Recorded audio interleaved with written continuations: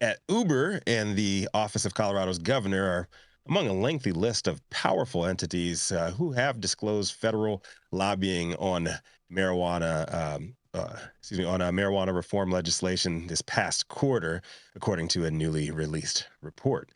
Amazon, American Express was alongside pharmaceutical companies, labor unions, cannabis businesses, prohibitionists, organizations, and others that have all continued to put pressure on Congress in one way or the other over various cannabis-related proposals, according to the 2023 fourth quarter reports filed with the Senate and House of Representatives required by law. It appears to be the first time that the ride-sharing and delivery service Uber has been involved in federal cannabis lobbying, with a report filed Monday showing expenses related to advocacy around bipartisan, secure, and fair enforcement regulation, Jason's favorite Safe Banking Act, or now as they call it, Safer, whatever that means. But it has advanced in the Senate as well as its House counterpart. CDC says teen pot use is declining in Washington after legalization, but this is that is on a separate report. The legislation cleared a Senate committee last September, and its pending floor action would prevent federal regulators from penalizing financial institutions simply for working with state licensed cannabis businesses. The lobbying report doesn't say where Uber stands on the proposal, but it has historically embraced the marijuana industry, providing cannabis delivery services in Canada post legalization. We reported on that. Its CEO has also expressed openness to expanding its offering to include marijuana delivery via Uber as well, if U.S. federal law changes. But the lobbying report disclosure simply lists the cannabis banking bill as a focus, indicating that the businesses feel the potential for incremental policy change could have key implications for the company, regardless of the fact that cannabis would remain federally prohibited if it was enacted. Marijuana Moment reached out to Uber for comment, but they did not have a representative to respond at the time. The Office of Colorado Governor Jared Polis also reported lobbying expenses related to his office's cannabis policy reform advocacy in Congress. Tracking report is available via link on high9news.com as well. A description of the lobbying activity says, referencing a letter Paula sent alongside 5 other governors this last month, imploring the Biden administration to reschedule cannabis under the Controlled Substances Act by the year's end. Here's a list of some of the bigger companies on the lobbying list. Altria, Amazon. Altria obviously is a tobacco company. American Bankers Association, American Express, Cresco Labs, Curaleaf, Jazz Pharmaceuticals, and there's a normal. Trying to run through these quickly. PayPal, also very interesting. PayPal's in there too. PayPal's trying to get in there quickly before the other banks that have a lot more red tape pull the trigger too. And I think that's all of the big notable ones on there, but there is a lengthy list, and all of their contributions definitely within our website, so check that out too. What do you think about this team? Uber is now getting more official in the U.S. They've been maneuvering as such in Canada already. I could definitely see that not just their courier service, but also Uber Eats transitioning into trying to take over the delivery market in major markets at the very least by the end of the year. I'm Rico Lamitte, the dopest dad on the street for High at 9 News. Love to hear your thoughts on this one.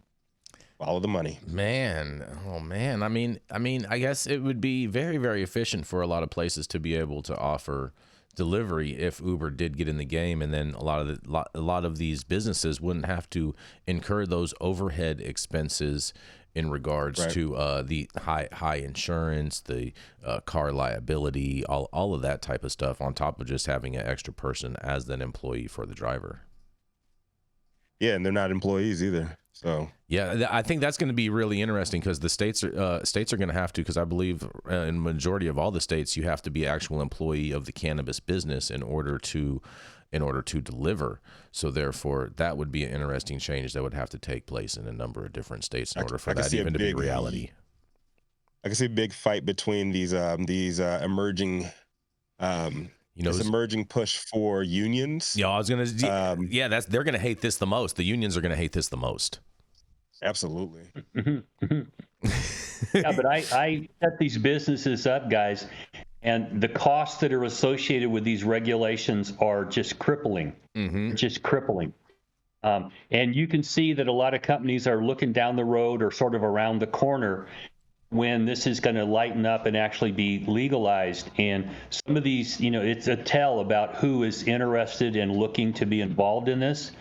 And you're right, Jason. In California, you have to be an actual employee of a licensed retail cannabis store to drive a delivery vehicle, which creates all sorts of headaches and problems.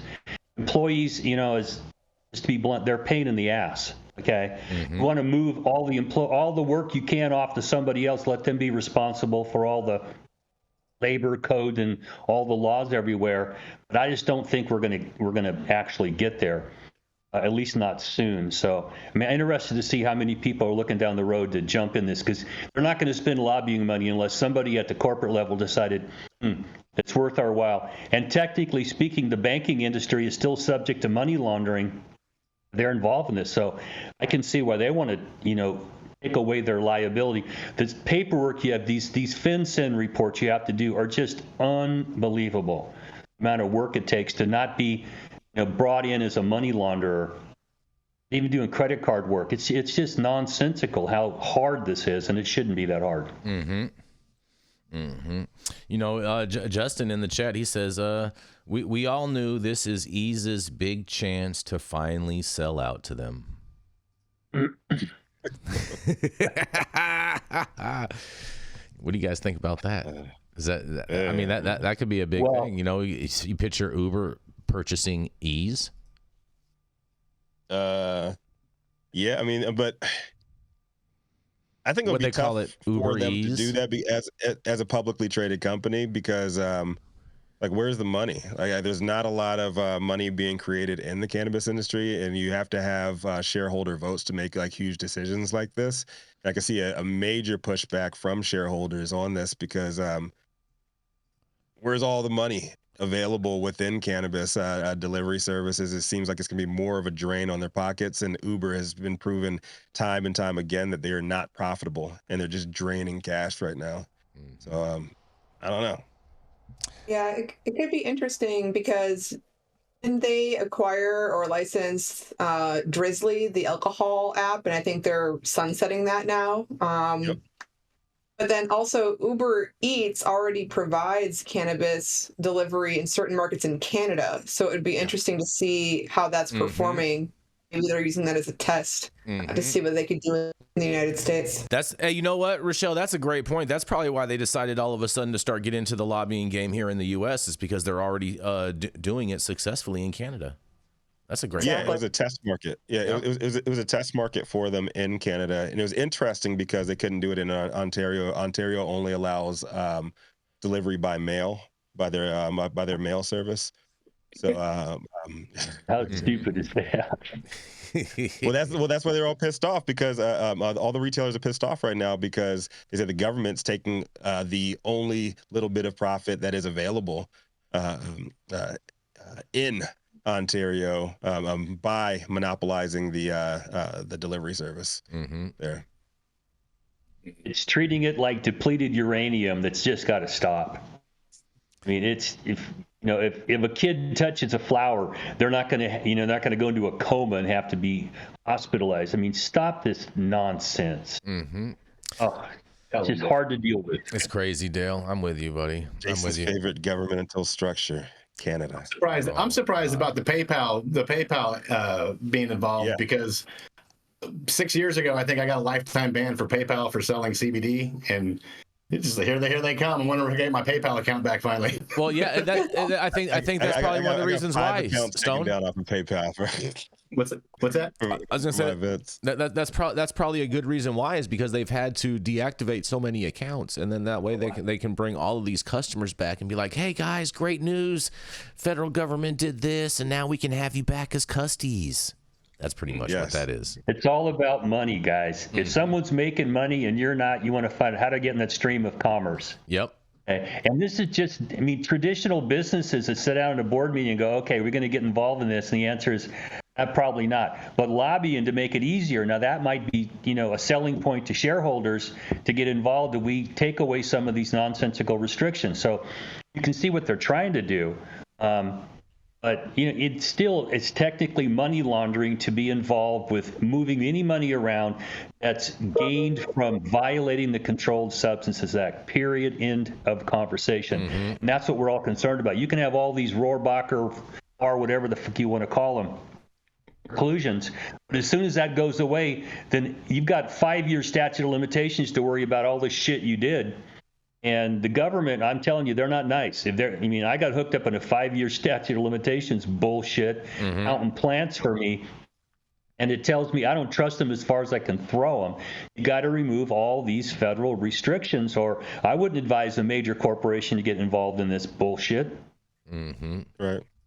I think it does fit PayPal's profile as a financial disruptor. You're profiling I can see them huh? moving a lot quicker than any of these banks if safer banking gets passed. Look at Rico's profiling. Interesting. Well, I can tell you, I had some cellmates in prison who tried playing around with banking and money and stuff like that. So just, I'd say be careful, because eating with a spork gets real old. You guys, you had some guys in there for those white collar crimes, huh? There, Dale. Some cellies. Oh man. Some pen pals. Oh yeah. He convinced himself it was okay until the FBI showed up, and it's like, oh shit. Yeah, you're going to jail, dude. That's what I thought. I thought everything's always okay until they show up. Yeah, and then you better have a damn good lawyer. Even then, you're still going to be eating with a spork for a while. Oh, that's for sure. Lots of bologna sandwiches, but nonetheless.